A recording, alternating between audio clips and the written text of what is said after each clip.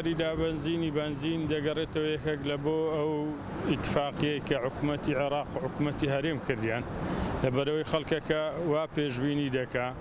لەبەرەوەی کە سوتەمەنی لێرەش وەکو عێراق بەو شێوەی لێبێ کە بنزین بە 450 دیناریە و گاز بە 410 دیناریە و ئەو محەسەنی بە 650 دیناریە بەو شێوەی لێبێ لەبەرەوەی کە کو لەوێن دەر حکوومەتی عێراقی دەعمی مەنتوجات و سوتەمەنی دەکا لێرەش بەو شێوەی دەعم بکە و خەڵکەکە وای بۆ دەچێت. دووەم هۆکار ئەوەیە کە دابەزینی دۆلارە، دابەزینی دۆلار کە لە 155 و 57 ئەوانە ئێستا دابەزیە لە خوار 140 ئەوە دەبتە هۆکارە کە بنزین دابەزی لەبەرەوەی کە ئەگەر هاتە ئەو سعرەی خۆی 100 نمرەی لێ دەبێتەوە و لەبەرەوە بنزینانێک کە لە دەرێژ دێ بە دۆلار دێ دۆلاریش کە دابەزی بنزینەکە معناوەیە 75 نمرەی لێ دەبتەوە. دووەم هۆکار. سێم هۆکاریش ڕەمەزانە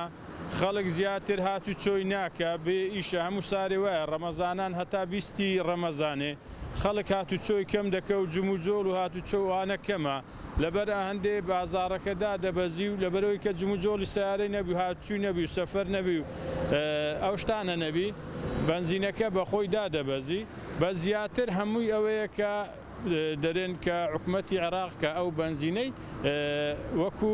خۆی لێ دەکات. ئێستا بنزین هەر بەو شێوەی پێشان دێ زیاد و کەمی نەکردێ بەڵام لەبەرەوەی جم و جۆڵی سیارە و هاتوچۆ و ئیش و کار کەم بووە لە ڕەمەزاندا